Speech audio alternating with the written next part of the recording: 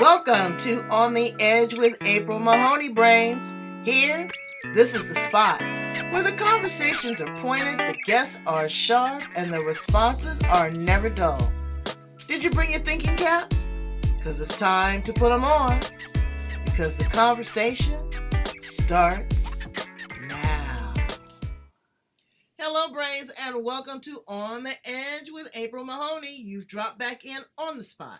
The place where the conversation is pointed, the guests are sharp, and the responses are never dull.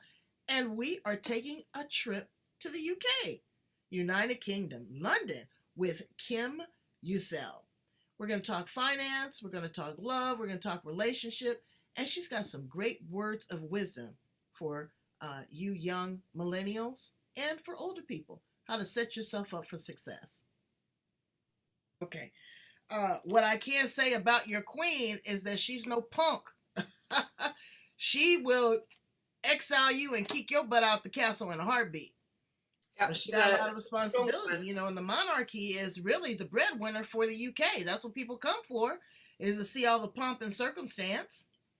Well, we've certainly had that today. We've got 4 days of it. Oh, God. Yeah, we have 4 days of holiday and ceremony. So does everybody get the day off of work, or oh really? Yeah, we're off. Yeah, today is a holiday, tomorrow is a holiday, and then Saturday and Sunday. Yeah. Wow. Do they have special? Well, they have parades and speeches, street parties, and we've had fly pasts, and yeah, I mean, some people just want the day off. They're not really interested in all of that stuff. They're a bit bored with the monarchy or whatever because they're just apathetic. But for everybody else, there's Union Jacks everywhere. There's bunting. There's street parties going on. There's shop windows being decorated.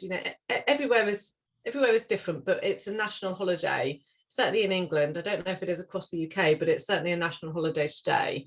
So, right. And other countries that still celebrate the monarchy around the world. Well, because we're part of the Commonwealth. We have the Commonwealth countries which still have the Elizabeth as their monarchy. So places like Australia, right? A lot of countries still have that connection. So let me ask you a question. Do you still feel that there's a need for the monarchy? I mean, really, what does she do? She doesn't set laws or precedents. It's a lot of pomp and circumstance, a lot of money, jewels.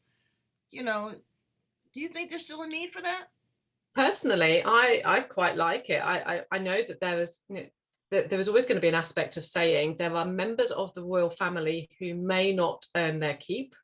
There are members of the royal family who do little or no work, but there are some incredibly hardworking members of the royal family. Princess Anne, for example, is an incredibly hardworking member of the royal family. Okay. And we have got, now that the Queen pays taxes, she didn't used to pay taxes, but she does now. We have got an awful lot of change that has happened. We've got an awful lot of people within that family who are hard workers, who have the best interests of the nation at heart.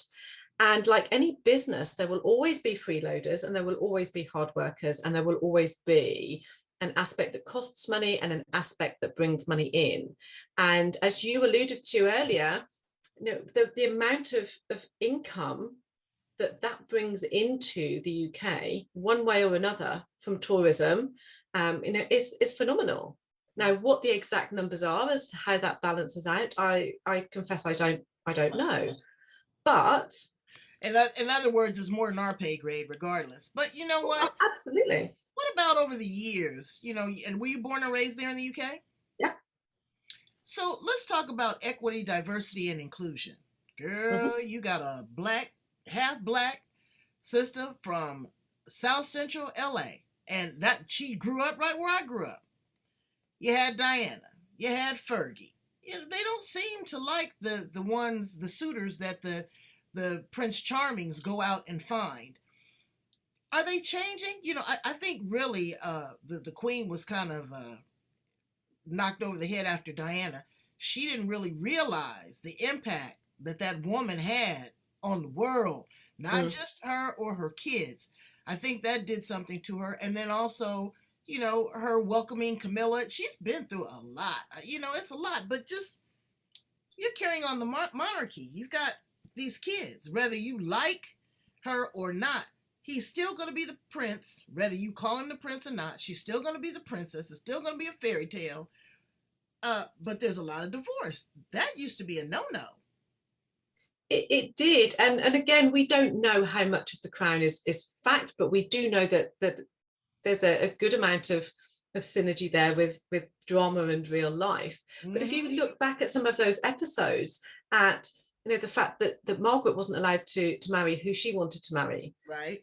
That there have been relationships in the past within the royal family and within the close environments around it, politics as well, where you have to maintain a facade that what's going on in real life behind those closed doors is a different thing entirely. And that's quite sad that we've always had this face that we've needed to present. And the same still happens in politics across the world, in big families across the world, that we feel that we have to maintain that presence as it's expected of us.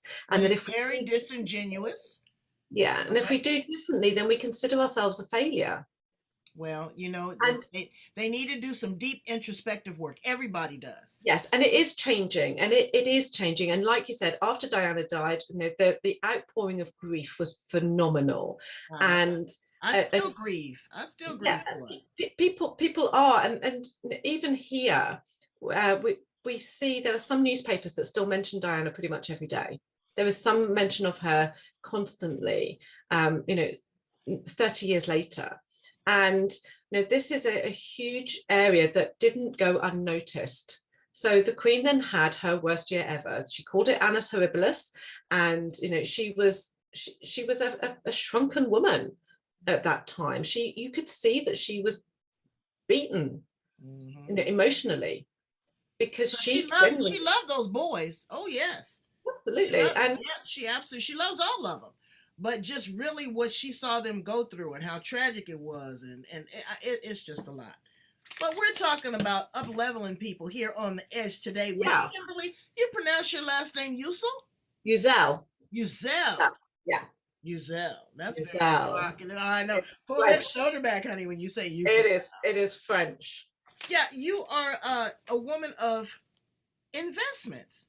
We were just talking about money and money management, assumptions around money, relationships around money, male-dominated money, cryptocurrency. We're going to touch a little bit on all of that from the UK with Kimberly Uzzell.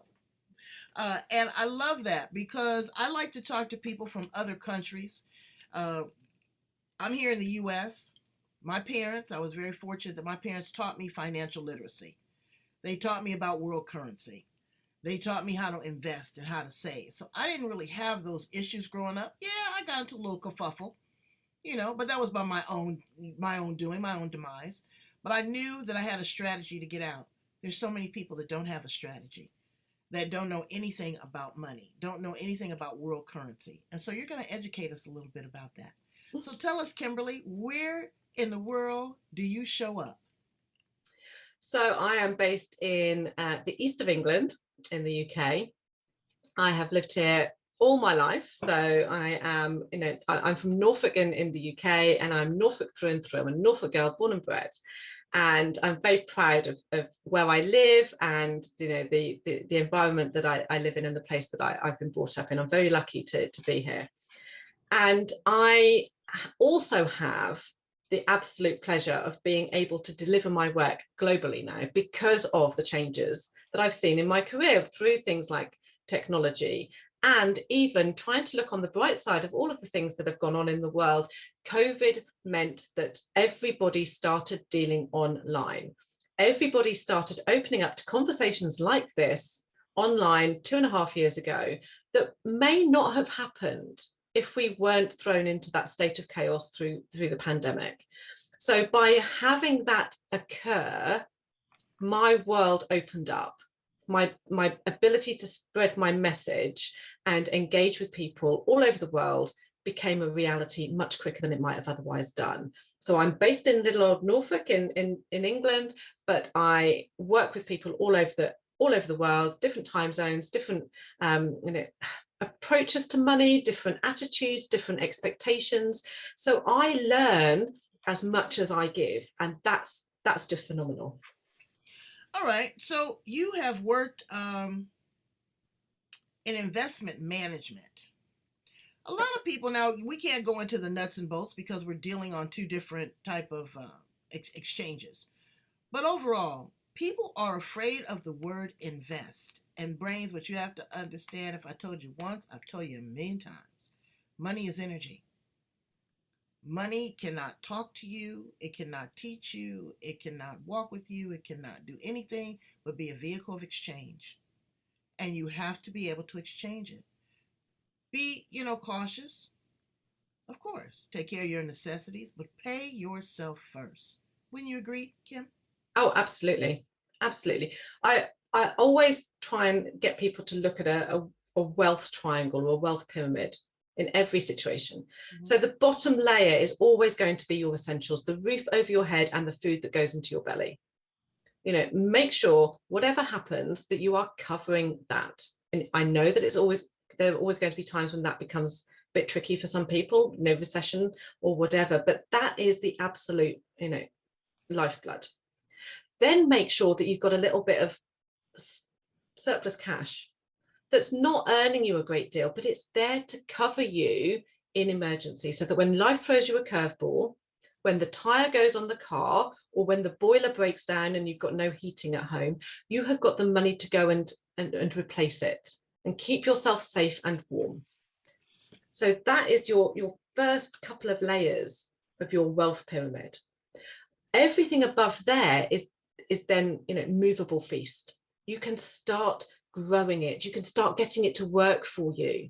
And the beauty of all of that is that it can really make your future so much brighter, because as your surplus grows, if you put it to work, if it works for us, and when it grows, what it's doing is it's making sure that we can still pay for our food and our housing and our emergencies for much further into the future. So, we need to invest, we need to grow. We need the assumption is that, I'm going to live forever, that I'm going to be on this job for 20 years, or that I've married a rich man, he's going to take care of me for the years, or, you've got this high-powered executive that thinks he's going to run this company, ends up having a heart attack. People they assume, they don't plan. You have to have a strategy in life, and you have to prepare for the unpredictable. Yeah. And like Kim said, putting a little nest egg away, watching it grow, playing with it is a lot of fun. But also, teaching your children about financial literacy is key, because they're going to be the ones that take care of you. They're going to go out into this world. Millennials are looking at different things. They're looking at cryptocurrency. They're looking at that peer-to-peer purchase. They're looking at the digital mining, all that. They're not looking at the dollars with the beautiful queen on it or one of our presidents. That's an intangible for them. They're in this cyber thing. Cryptocurrency, I don't want to talk a lot about that, but I do want to touch on it because now it's big in the trading world. People here are buying houses, they're buying cars, Tesla. You're looking at the Meta, Facebook, Meta, they're going into their own virtual world with their own currency. So there's a lot going on in that industry. Are you seeing the same thing over there in the UK? We are, but what is interesting about this, and what is the real one thing that I would ask you all to take away with you, is to remember that cryptocurrency currently is not regulated. Pretty much everywhere is still deregulated. So it doesn't have that element of protection with it that other investments or cash would have. Well, now, wait. Let me pump the brakes. Because here in the U.S., there's no level of protection. Our U.S. dollar is not backed by anything. Not gold, not silver. It is an illusion. And the money is only as valuable as we put on it. Now, UK may be different. And I understand the deregulation, but that's what people want. They're tired of being regulated. For example, you purchase a house.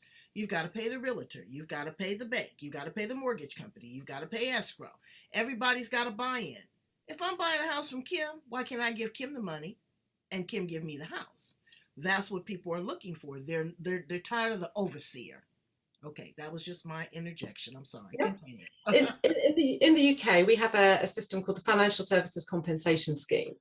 So if you have a certain amount of cash in the bank, then up to a certain level, which is currently £85,000 in each bank, that is protected. So if the bank goes bust, you get your money back. So we have a protection scheme here. When it comes to advice, we have regulated advice for investments. So if you're given bad advice, you have a course of action against the person that advised you. But we don't have that for cryptocurrency. So what people do tend to look at, and I have won and lost on cryptocurrency. So I'm totally transparent with you here. But what we have is people not knowing where to go for information or advice. So they're buying into something that they don't understand. Mm-hmm. They're buying into hopes and dreams. And most dangerously, they are buying based on a Twitter or a Reddit post. Right. Where they're just seeing a fear of missing out as being their driving force. Right. And it's like the gold rush, oh my God, there's gold in those hills and everybody's rushing to it. It's not an overnight get rich quick scheme. No. Right? And there are strategies that you can adopt. There are very solid strategies with any type of investment, whether you're trading wine or whiskey or paintings or cryptocurrency or traditional stocks and bonds. There are strategies that you can have, or there's that blind hope where you are pretty much gambling on something that could be something or could be gone in a puff of smoke. Absolutely. And it's that understanding with crypto that a lot of people are not, they're not looking at. They won't invest in stocks because they say they don't understand them, or they have a fear of stock markets, or they look at markets going down a bit and saying, oh, well, it's not the right time to invest. But then they'll go and put their money into cryptocurrency that they're not even looking at that. They don't know how it's mined. They don't even understand the definition of what crypto is. They see Bitcoin, right, it was a trend. But then you also see there were people that were locked out of their account because they forgot their password. So that lets you know that people are just really grasping at straws. They're just trying to find it. Yeah, it's like a lottery. And for some people that pays off. Some people have got a very good understanding of how blockchain works and how the technology is there to do different things and create new opportunities. And we will evolve as years go by, because that's the nature of the beast. And things will have more protection as they go through. And there will be an element of Darwinism within crypto, that it will be a survival of the fittest, that those that shouldn't exist will fall by the wayside. Those investors, in inverted commas, that shouldn't be investing will get their fingers burnt and will not return. So that will over time create a much more solid base on which it can all build. And then when our children and our children's children are in the investment world, it will be a very different animal, one that they feel very comfortable with, and one that we probably feel more comfortable with them being in. Whereas at the moment, and again, we have to get with the program, because things are changing at warp speed. Yes. And with COVID, that just really took us into a different realm. It gave us time to sit and think, to create. I know my business thrived. Everybody wanted to be heard. Everybody wanted a presence. Everybody understood the importance of having a digital footprint. Yeah. And so they had a lot of money. So don't think that they didn't have a lot of money. And the government subsidized a lot of people all over the world, which they should, because we've done that. However, don't think that those things don't come at a cost. Okay? And risk versus reward. You just have to figure that out. You're in a male, and I should say it's changing, but pretty much a male-dominated industry. Tell us a little bit about your history and how finance found you. So I started off my career actually in law. I wanted to be a lawyer, but I didn't want to go to university. And to be a lawyer in the UK, as I'm sure it is in the States, pretty much your only option certainly when I was at school, was to go to university. And I was a bit of a stubborn so-and-so, and I wanted to go and get married and buy a house and do things that were much more exciting than going and studying long term. So I found a way around it and got a job in a law firm and did my lessons at night school and qualified that way. But the area of law that I was in was trust funds. So it was a very specialist, very boring for an 18-year-old. You know, there wasn't too much excitement around trust funds at that time. But it gave me this insight into money, people's attitudes with it, investing. Those trust funds were growing. They were being invested in stock markets. They were there for the long term, so I could see patterns of growth. I understood taxes. And so although it wasn't the exciting area of law that I had originally hoped for when I started my career, it was an area that gave me a really good grounding in money, the essential bits, the taxation, the bits that if you get it right can make a difference between you being rich or poor, and if you get it wrong, you know, you're in big trouble. So I was able then a few years later to morph, I suppose, from one part of a law firm into another, which was the investment team. At that time, investment teams in law firms in the UK were quite trendy, and so they had an in-house investment team. I had an interest in the investment side through my work with trusts, and so I was able to sort of slide in, and very lucky I was to do that too, because, you know, opportunities like that for people who don't have a degree, for people who don't have a background in old money finance, don't come along very often. So I will forever be grateful for that opportunity. And so I fell into it. I was right place, right time, maybe. Bit of stubbornness. But you were working around all these talking heads, all these men, you know, for the most part. Yeah. And were they good mentors to you? Did you just kind of, you know, keep your head down and keep your nose to the grindstone? What was your strategy in becoming so successful in an industry that really wasn't, I shouldn't say designed, but essentially designed for a female?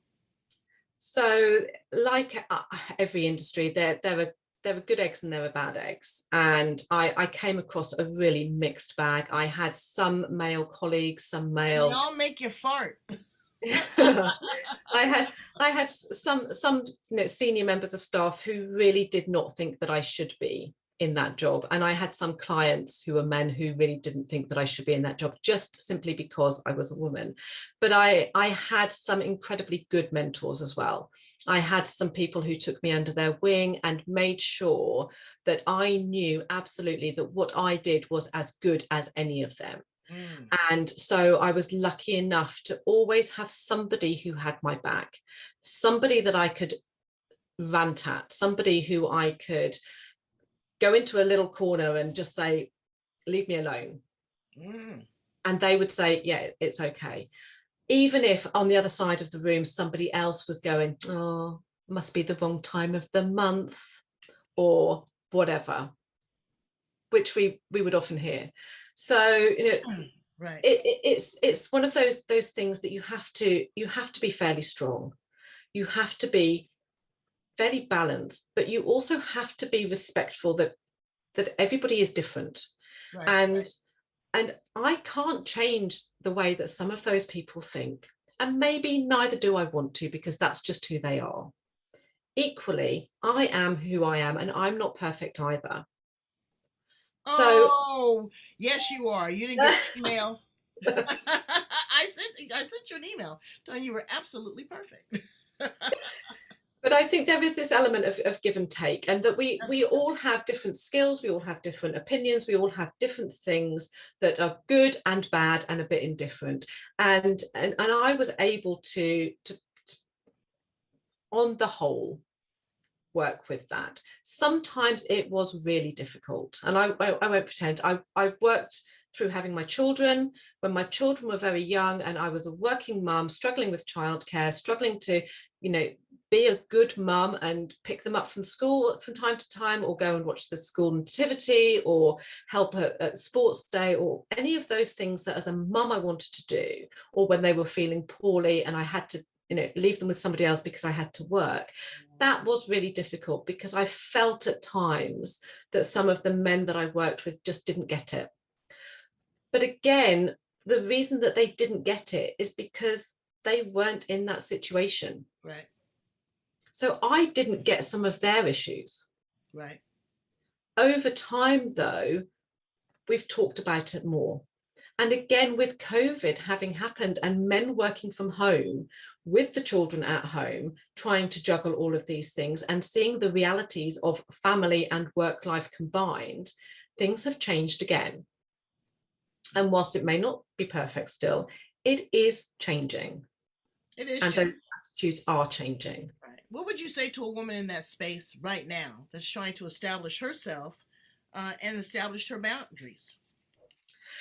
I would say very definitely know what's important to you, know why you're in this job, because it's a really tough job. Even, men find it a tough job. Things are fast moving, as we've already said about the crypto world, the way that investments change, the way that technology changes.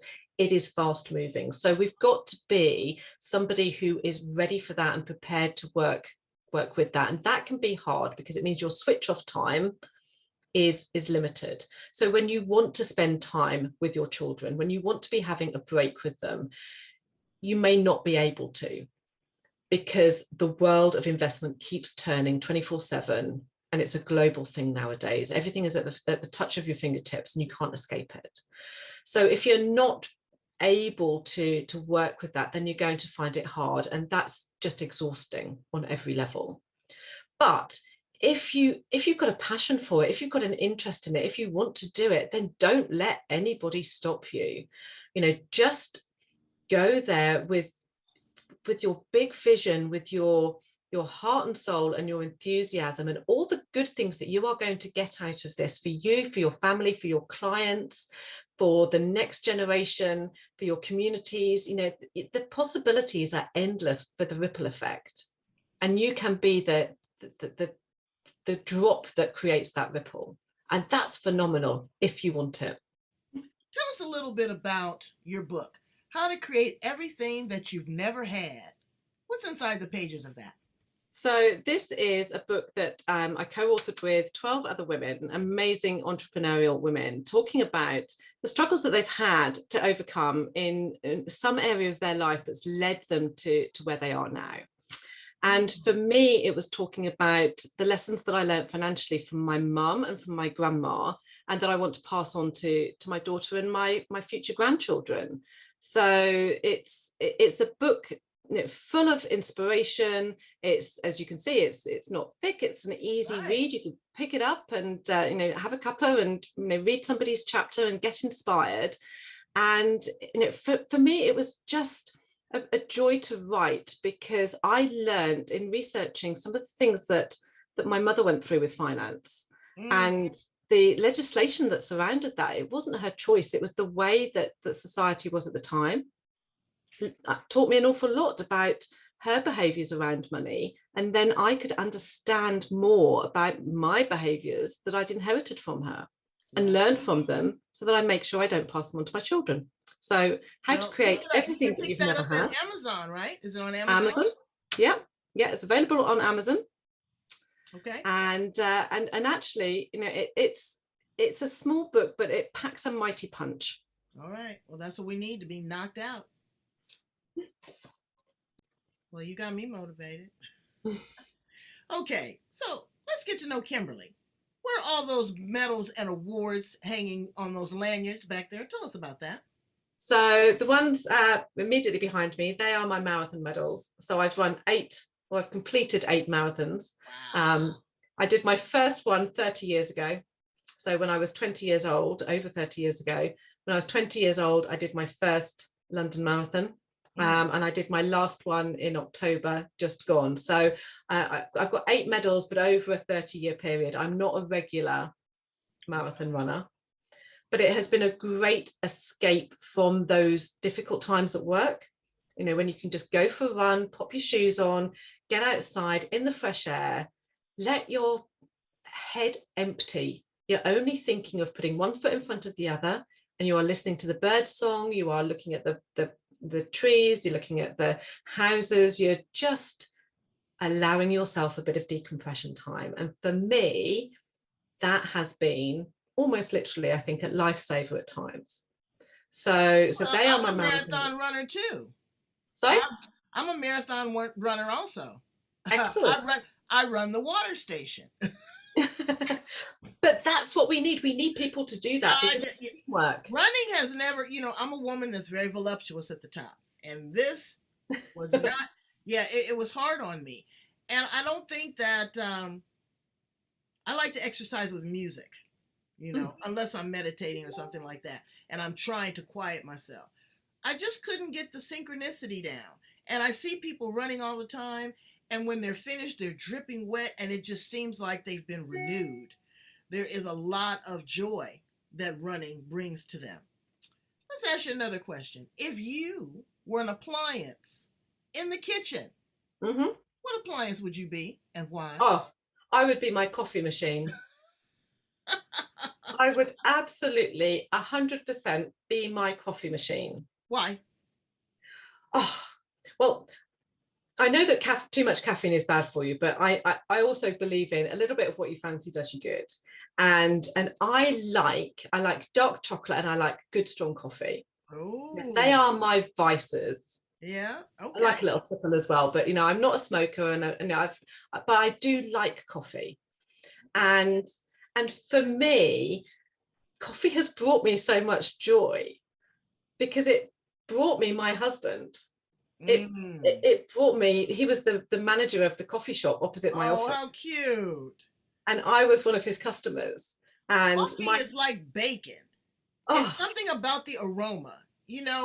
Whether you like coffee or not, if you smell a fresh pot of coffee, it just transports you into another thing.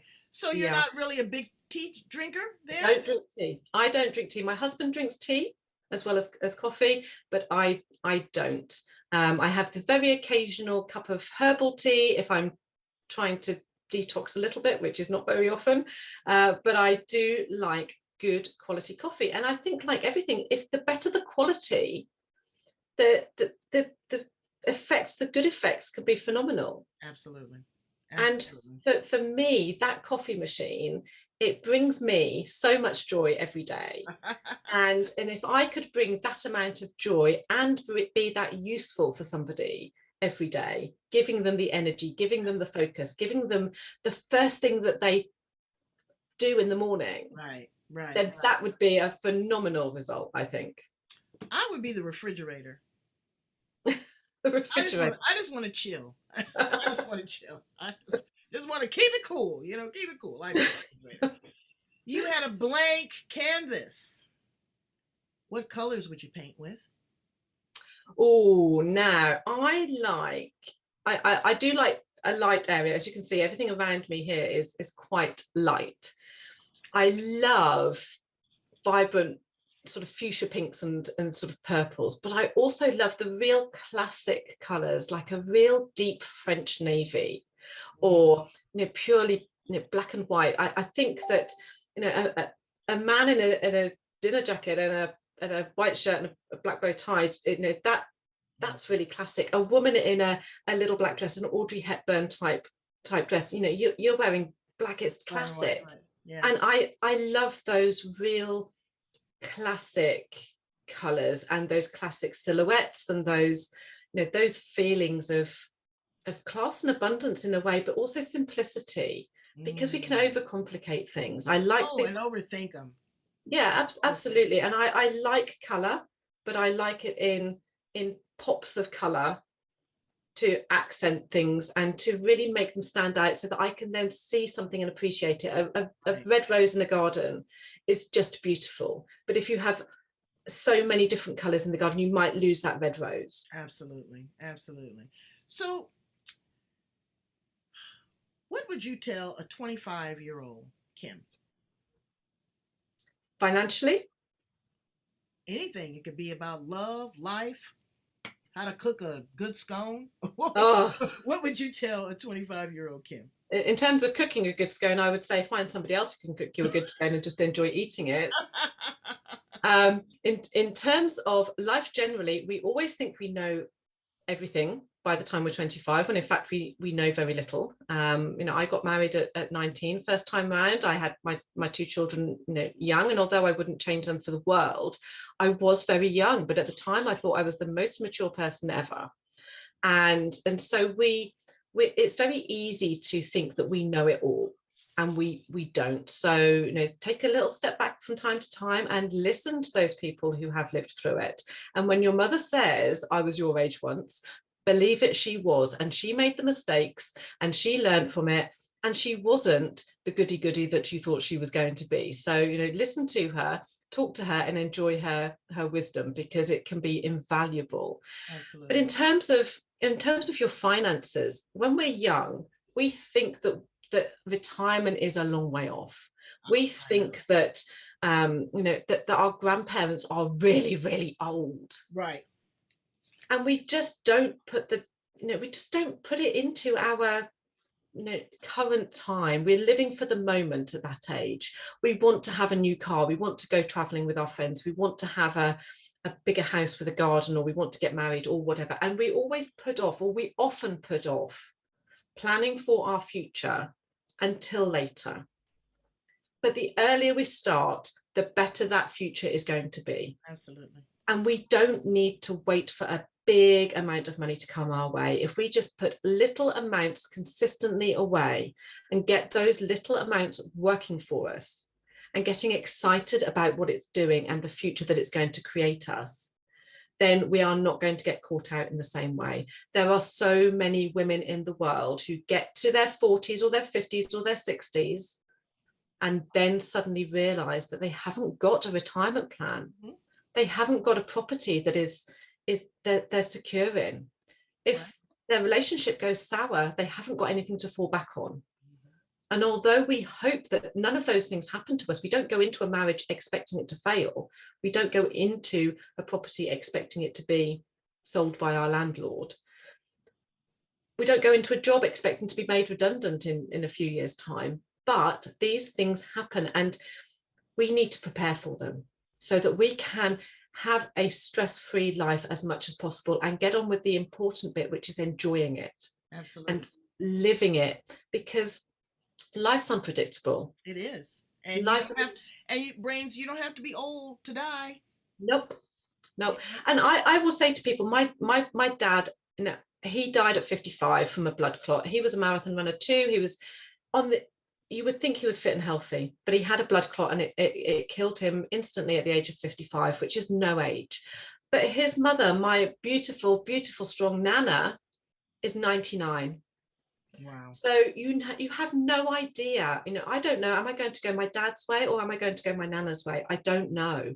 But I need to prepare for both eventualities. I need to live my life because it might be cut short. But I also may need to fund my life for the next 40 or even 50 years. Our Queen today is, celebrating 70 years as Queen. That's somebody who's well into her 90s. Now, for any other woman who's into her 90s, she's got to be paying for that. Oh, yes. Oh, yes. And she wants to pay for one way or another, you're going to pay. Yeah, and you want to live those last years of your life in as much comfort as you lived your first. Absolutely. You want to be treated well. You want to be looked after. You want to eat good food while you're in your retirement home or whatever it may be. And that needs funding and that needs planning. So the sooner you start planning for it, the better the food is going to be in your retirement home. I think that you hit the nail right on the head. Kimberly, please tell my brains how to get in contact with you. They can work with you remotely. Education. I don't care where you are. You can be dealing in rubles, you could be yen, euro, pounds, dollars, but the basic understanding and wisdom of money and money management and money movement is consistent all over the world. And she is a financial expert. She's been doing it a long time. So please tell my brains how to get in contact with you. So you mentioned My Money Movement, actually. That's the name of my website, mymoneymovement.co.uk. is my website. So you can come and find me on there and get in touch through that. Or the simplest thing is probably just to follow me on Instagram, where I am Kim Uzzell Money Coach. So as it says on my tag here, Kim Uzzell Money Coach, all one word. That's what I am on Instagram and on TikTok. Or you can just type my name into Facebook and you'll find me, because there aren't many of us with this surname. So you're not going to have too much difficulty finding me on Google. And be sure to throw that shoulder back when you say Uzzell. Thank you so much, Brains. I need you to go and do what you're supposed to do. I need you to love, like, and share. Join the tribe, join the community. We search the world over for the best and the brightest underdiscovered talent to raise your level of awareness, finance, personal care, health. Just sometimes a good conversation between girlfriends is what we do here on The Edge. Kimberly, you have been a godsend. Thank you so much, and please send my best wishes to the